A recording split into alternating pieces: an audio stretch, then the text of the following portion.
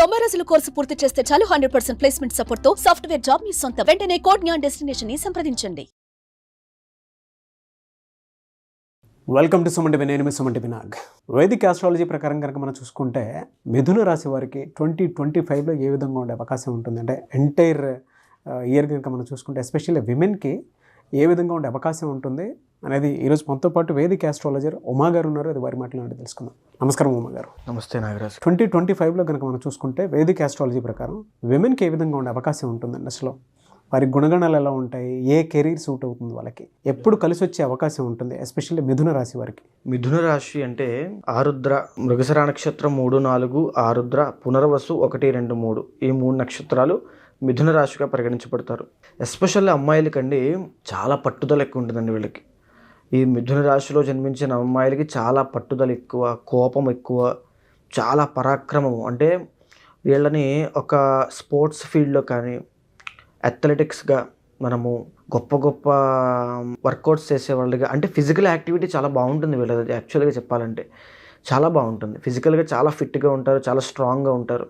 మిథున రాశి స్త్రీలు చాలా పట్టుదల ఎక్కువ, మైండ్ కూడా చాలా స్ట్రాంగ్ అండి. వీళ్ళని అంచనా వేయలేం. ఎందుకంటే అదేవిధంగా వీళ్ళు ఏదైనా చాలా పోటీ అనే విషయంలో వీళ్ళు చాలా కాంపిటీషన్ ఇచ్చేస్తారు అవతల వాళ్ళకి. ఆ విషయంలో చాలా జాగ్రత్తగా ఉండాలి. సో చాలా క్యాలిక్యులేటివ్ మైండ్ ఉంటుంది నాగరాజు గారు. ఎందుకంటే బుధుడు లీడ్ చేస్తాడు కాబట్టి చాలా క్యాలిక్యులేటివ్ మైండ్. అవతల వ్యక్తిని ఎలా అంచనా వేయాలి, అవతల వ్యక్తిని క్యాలిక్యులేట్ చేయడము, దాన్ని బట్టి వీళ్ళ యొక్క జీవితాన్ని మార్చేసుకోవడము. పోటీ అని వచ్చిందంటే వాళ్ళకంటే బెటర్గా ఉంటారు, ఇంకా వాళ్ళకంటే బెటర్.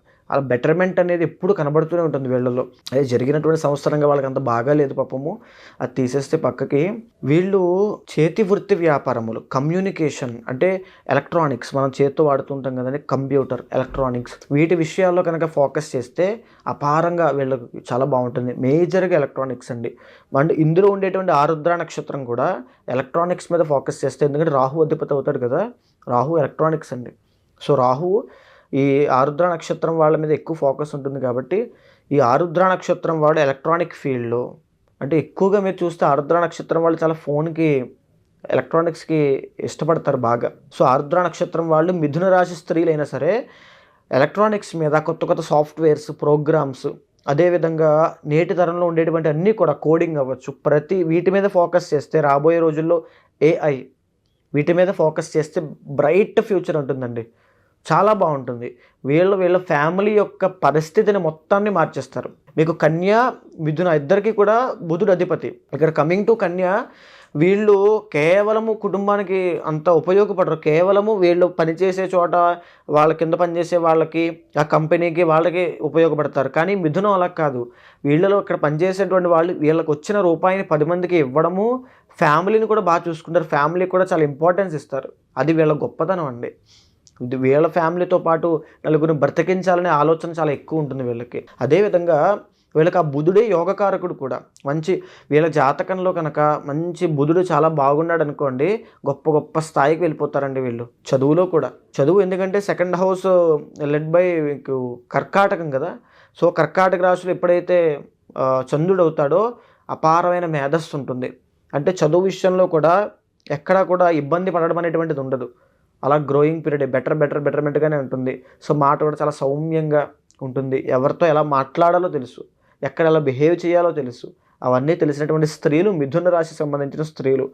అదేవిధంగా వీళ్ళ జాతకం కనుక మనం గమనిస్తే 7th and 10th లార్డ్ గురుడు అవుతాడు మిథున రాశి వాళ్ళకి. Original 7th and 10th lord అండి. మ్యారేజ్ లేట్ అవ్వడము. సో మ్యారేజ్ ఈ పార్ట్ సెటిల్ అయిన తర్వాత నేను చేసుకుంటాను, ఈ జాబ్ వచ్చాక చేసుకుంటాను, ఈ ప్రమోషన్ వచ్చాక చేసుకుంటాను, అలా చేశారంటే మీకు ఖచ్చితంగా లేట్ అయిపోతుందండి. సో మ్యారేజ్ విషయంలో మీరు చాలా జాగ్రత్తగా ఉండండి. తొందరగా మ్యారేజ్ చేసుకోవడానికి ప్రయత్నం చేయండి. అరేంజ్డ్ మ్యారేజ్ అయ్యే అవకాశాలు ఉంటాయి 99%. ఆ 1% లవ్ మ్యారేజ్ చేసుకున్నప్పటికీ కూడా కాస్త అనుకునేటువంటి, మీకు అనుగుణంగా ఉండేటువంటి స్వభావం ఉన్న వ్యక్తిని ఇష్టపడండి. ఎందుకంటే మీకు 7th and 10th లార్డ్ పాపి అవుతాడు. మ్యారీడ్ లైఫ్లో ఇబ్బందులు రావడానికి అవకాశం ఎక్కువ ఉంటుంది. కాబట్టి చాలా క్షుణ్ణంగా ఆలోచించుకుని ఒక అడుగు వేసే ముందు మ్యారీడ్ లైఫ్లో మాత్రం చాలా జాగ్రత్తగా ఉండాలి. అయితే ఇకపోతే మీకు ఇక్కడ మిథున రాశి వాళ్ళకి చూస్తే నాగరాజు గారు, లవ్ అనేది చాలా వర్కౌట్ అవుతుంది వీళ్ళకి. పంచమ స్థానం శుక్రుడు కదా, లవ్ మ్యారేజ్ చేసుకునే అవకాశాలు కూడా ఎక్కువ ఉంటాయి.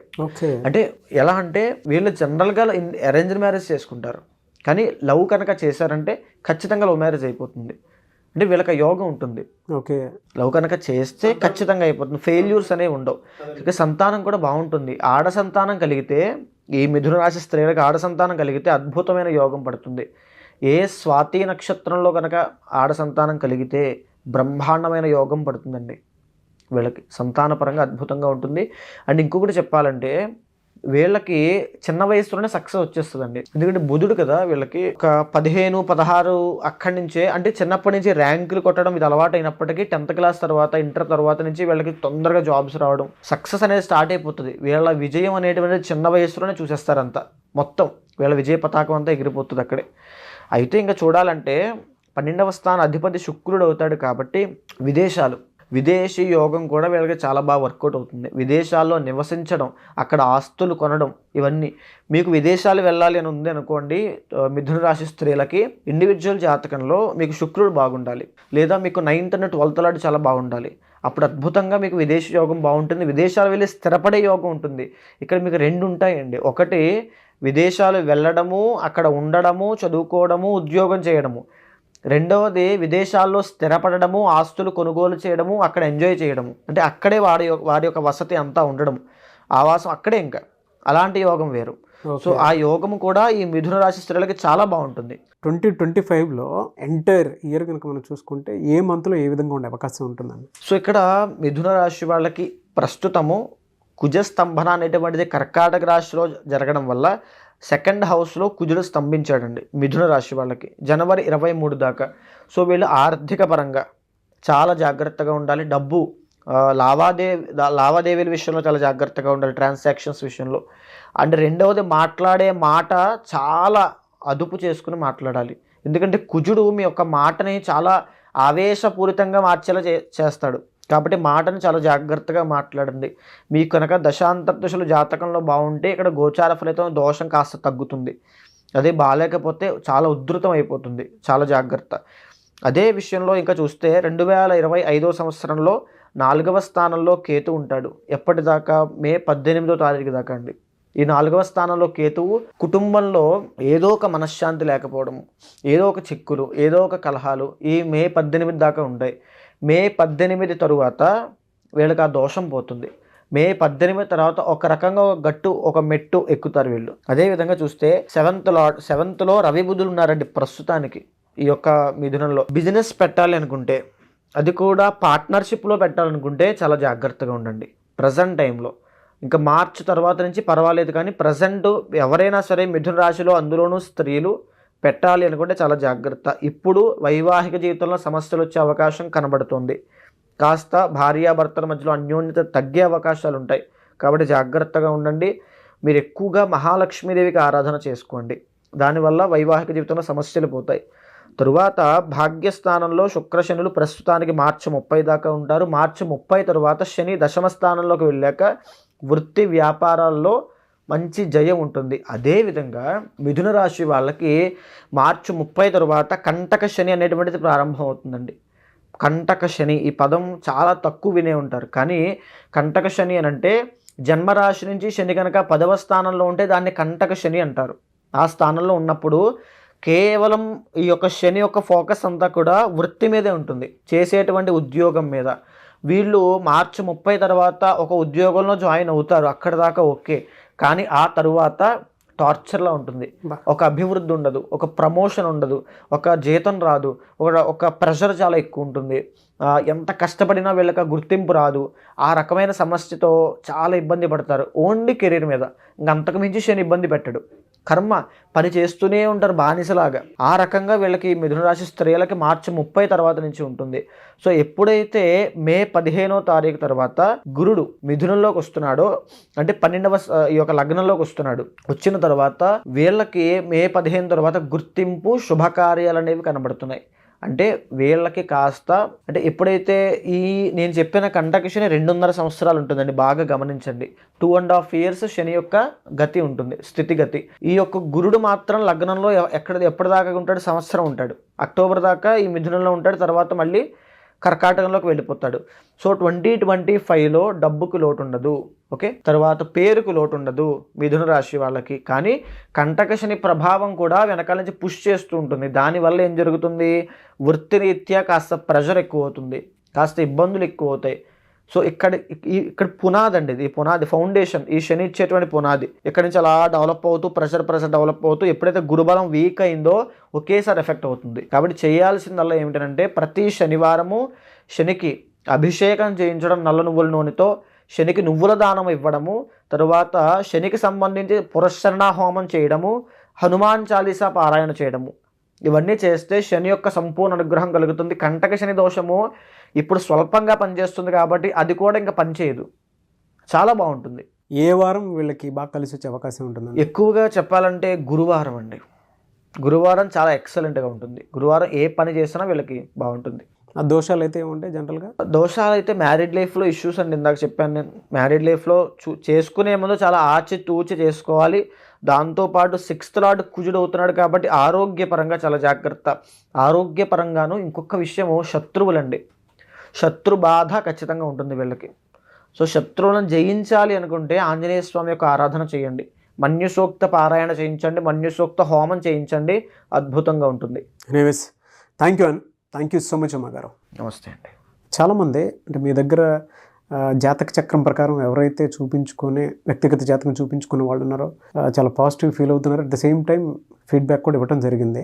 ఇప్పటికీ వీడియోస్ చూసిన తర్వాత ఓకే, ఏదైనా వాళ్ళ వ్యక్తిగత జాతకంలో దోషాలు ఉన్నా వాటి నుంచి బయటపడాలి అనుకున్నా, లేదంటే కెరీర్ని చూస్ చేసుకునేటప్పుడు రైట్ కెరీర్ని ఎప్పుడు ఏ విధంగా చూస్ చేసుకోవాలి, లేదా అంటే 2025 కనుక మనం చూసుకుంటే ఏ విధంగా ఉంటుంది అనుకున్నటువంటి వాళ్ళు కూడా ఉంటారు. వాళ్ళు మిమ్మల్ని అప్రోచ్ అవ్వచ్చా? అప్రోచ్ అవ్వాలి అంటే ప్రాసెస్ ఏంటి?